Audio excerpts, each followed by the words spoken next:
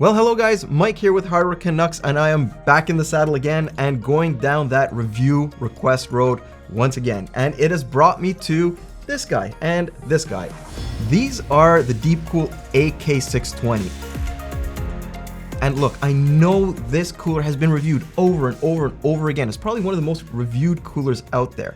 But a lot of you guys brought up in a bunch of previous videos that we just need to add these to the charts because without them, they feel incomplete. And I completely agree with you guys on that. Why? Well, because a couple weeks ago, I was just raving about how the Thermalright Peerless Assassin should make us all reevaluate the way we look at price to performance in the air cooling space. I mean, that thing can be found for under 40 bucks, and it was able to beat or match high-end coolers from Noctua, Be Quiet, and other companies that cost twice as much or even more. And believe it or not, that's exactly what a lot of you guys said the AK620 is supposed to do. And I completely agree with you, and you're gonna see how this thing performs throughout this review. But there's a couple of little hitches too. And I wanted to get into all of that right after a message from our sponsor. The all-new G360A by Phanteks, bringing updated design inside and out to refresh the P360A chassis with a legendary breathable, durable mesh front panel for improved cooling and that awesome illumination peeking through via the 3 DRGB front fans. The interior is now made to accommodate 360mm radiators at the front and top, longer GPU support, and user-friendly assembly. The dual color options are great for an all-white build with complementing cooler, fans, and PSU, so check out the new Phanteks G360A cases down below. Okay, so let's start right away with what we're dealing with here, because it's a little bit the opposite of what we were dealing with when it came to the Thermalright Peerless Assassin. Now, the Peerless Assassin, that thing had a bit of a confusing lineup because there's 6 different models with different colors, different slight design variations, and once again, RGB or no ARGB. Now, this one is a lot more straightforward, and DeepCool is keeping it very, very simple. What we have here is a pretty traditional dual tower style heatsink that uses a pair of high static pressure fans and comes in 2 different basic styles, either silver with black fans and a black top, or a completely white version. And no, there's no RGB here, folks, just plain good looks without any shiny lights. Now, personally, guys, I prefer the complete whiteout version, and there's an actual reason for that. It's because I feel like it looks like a much more unified, holistically designed heatsink rather than this one that has a bunch of different variations of gray and black and whatnot on it. It's like 50 shades of gray and black. But anyways, the other thing that I like about this is that unlike the Peerless Assassin, there's not a lot of variation between the white of the heatsink itself and the white of the fans. DeepCool actually really nailed that because getting whites to match across plastic and metal is extremely hard. The overall look here is super clean too, especially from the top where the capped fin array and blockiness of the fans blend ultra well together. I'm sure folks who just hate those massive logos on other coolers will love the way DeepCool's design gets such a subtle treatment here. It's just perfectly well done in my opinion. Pricing wise, well, that's where some interesting things need to be taken into account. First of all, the AK620's official price is 50 bucks for the standard version and $55 for the white. And yes, that's in US dollars. It's a little bit more expensive here in Canada. But retailers, I'm telling you, they've started to use different tactics to try and make it look like you're getting a good deal. For example, Amazon has a higher price and then adds these coupons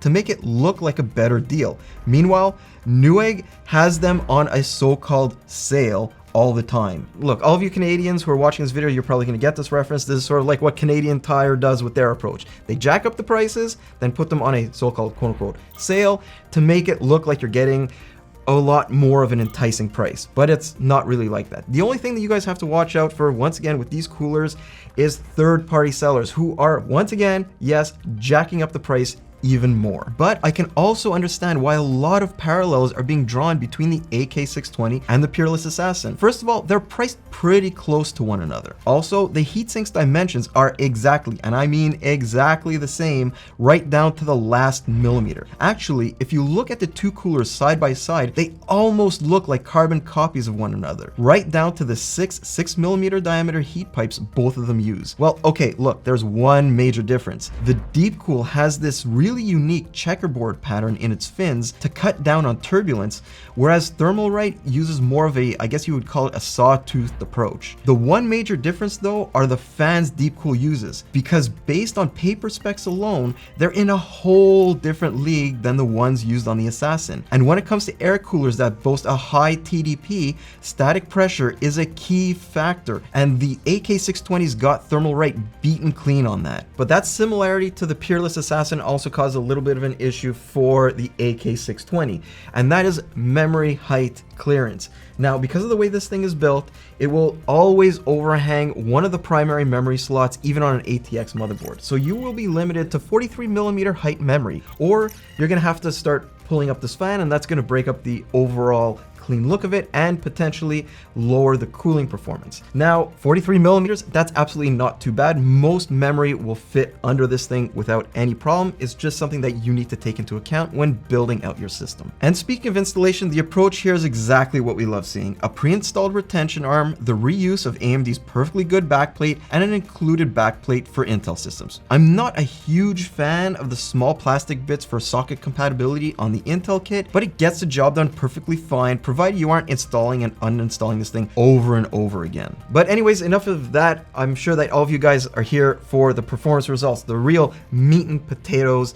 of this review. So let's start at 120 watts, and here the AK620 actually lives up to the hype since it manages to beat the U12A while being within a degree of the Peerless Assassin. All in all, these results are a literal clone of the Fuma 2 Revision B, but the ability to deliver even better temperatures at the lowest possible noise levels. And that's pretty impressive since the Fuma 2 is one of my all-time favorite air coolers. And narrowing things down to a more easily digestible 38 decibels while adding a few more coolers here and there, and I can totally get why people ask me to cover this thing. I mean, the 8K620 isn't the best of the best at this wattage, but based on price, it's hard to argue with any of these numbers. And turning things up a bit, and the AK620 and Peerless Assassin are literally neck and neck, with both posting better results than the Fuma 2 and U12A right across the entire decibel range. For the price, this thing is certainly a great value, but the Thermalright has that extra gear if and only if you're willing to sacrifice noise for those lower temperatures. And coming within a degree of the D15 and Dark Rock Pro 4 might be shocking, but if you've seen my last few videos, not necessarily. This was all pretty much expected because those ultra high-end coolers are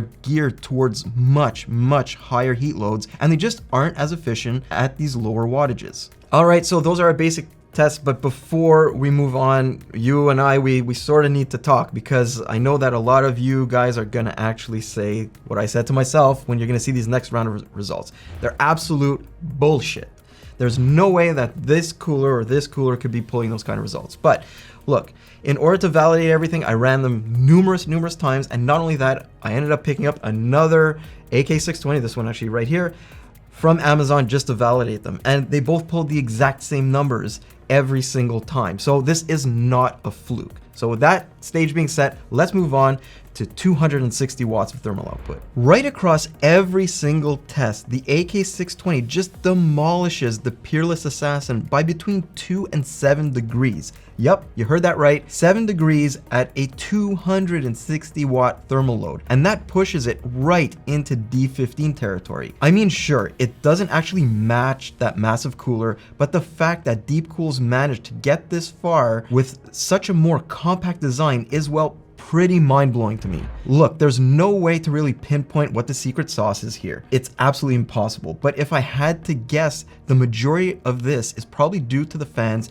DeepCool equipped the AK620 with. At lower heat loads, they can't really stretch their legs all that much, but as the cooler reaches its upper thermal limits, their high static pressure and raw airflow potential allow hot air to be moved out of the fin array at a quicker pace than on many other heatsinks. It's as simple as that. And so you might remember in the Peerless Assassin review, and look, if you haven't watched it by now, go and bloody well watch it, because it's probably worth your time after getting to this point in this review. But anyways, in that review, what I did is I yanked the stock fans and I replaced them with a pair of Nidec Gentle Typhoons. Now look, Nidec Gentle Typhoons, they actually won our 120mm fan roundup that you can find right up here. So these are pretty boss fans. And how did they do on the AK620? And it turns out not much actually. While we've seen some massive improvements with the Gentle Typhoons in the past, they don't actually do all that much here. They're actually pretty much tied with the stock fans.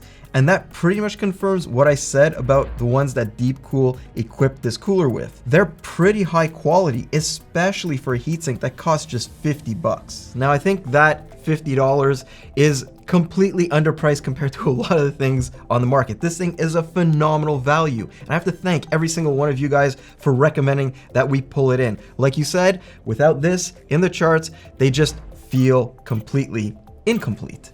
But I love everything about it. I love the performance. I love the no-nonsense looks. I love the fact that there's no big, huge tramp stamp on the top with a massive company logo. DeepCool really nailed it here. So I guess the choice between the Peerless Assassin and the AK620 for a lot of you folks isn't necessarily going to boil down to the way they look or even the performance, because they're pretty much identical. What it will come down to is simply the price. Sometimes the AK620 is going to be the better value for you. Sometimes the Peerless Assassin will be. But if all things were equal, I would absolutely pick the AK620 over that Thermalright cooler for one specific reason, and that is versatility.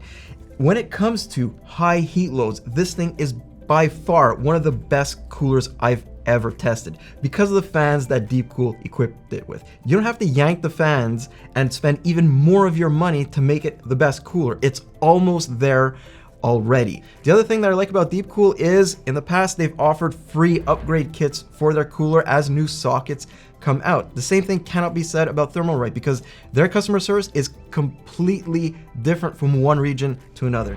So I guess that pretty much brings me to the end of this review. I wanted to thank you guys again for recommending that I look at this cooler. This is actually going to be the last cooler we test on the current test system. We're moving on to a new socket type really soon. So anyways, I hope you enjoyed this content. I will see you in the next one.